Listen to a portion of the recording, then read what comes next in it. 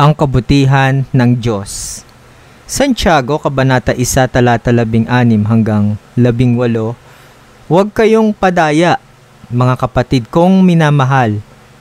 Ang bawat mabuti at perpektong kaloob ay mula sa Diyos na nasa langit.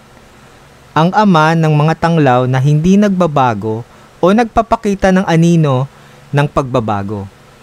Sa kanyang sariling kalooban, tayo ay ipinanganak niya sa pamamagitan ng salita ng katotohanan upang tayo'y maging mga unang bunga ng kanyang mga nilikha. Aming Diyos na mapagbigay at tapat, maraming salamat sa pagkakataong pag-aralan ang iyong salita. Buksan mo po ang aming puso at isipan upang maunawaan namin ang iyong kabutihan at mga pagpapala sa aming buhay. Naway lumalim ang aming pananampalataya at pagtitiwala sa iyo. Ito po ang aming panalangin sa pangalan ng Panginoong Hesus. Amen. Huwag magpalinlang sa kasamaan. Huwag kayong padaya, mga kapatid kong minamahal. Sa mundo ngayon, maraming bagay ang mukhang mabuti, pero sa totoo'y nakapipinsala.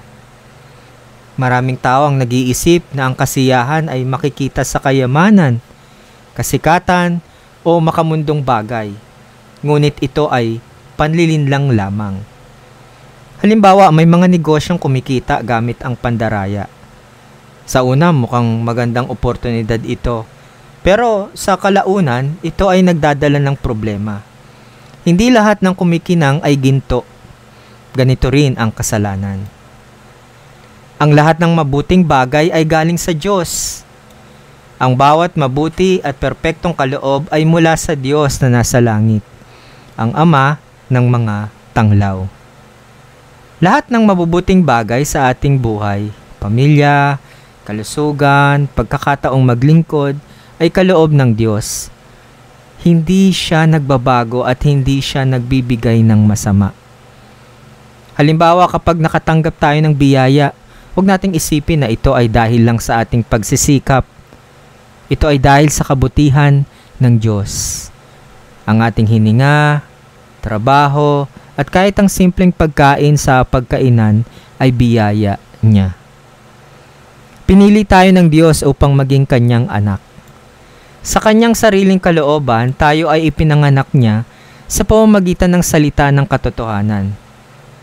Ang pinakamalaking regalo ng Diyos ay ang ating kaligtasan sa pamamagitan ni Kristo.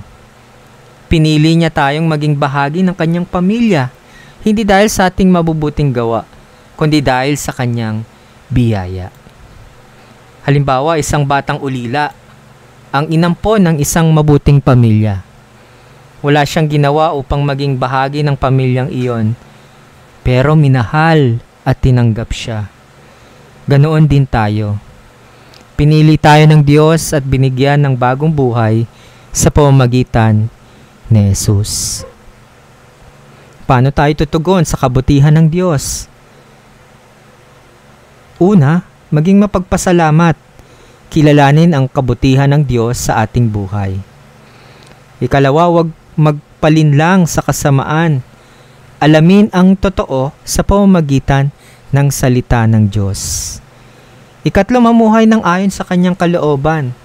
Gamitin ang ating buhay upang luwalhatiin siya. Efeso, Kabanata 2, talata 8 hanggang 9, sapagkat sa biyaya kayo naligtas sa pamamagitan ng pananampalataya, at ito'y hindi sa inyong sarili. Ito'y kaloob ng Diyos, hindi dahil sa mga gawa upang walang sinumang makapagmalaki. Mahal naming Ama, salamat po sa iyong walang hanggang kabutihan.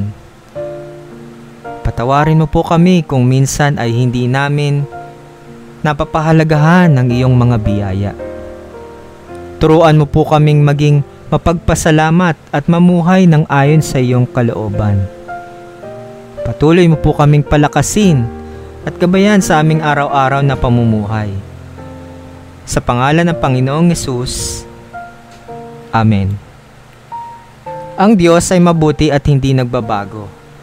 Lahat ng mabuting bagay ay nagmumula sa Kanya at tayo ay Kanyang pinili upang maging Kanyang mga anak. Sa halip na magpalinlang sa kasamaan, piliin nating mamuhay ng may pananampalataya at magpasalamat sa Kanyang mga biyaya. Ano ang mabuting bagay na natanggap mo mula sa Diyos kamakailan?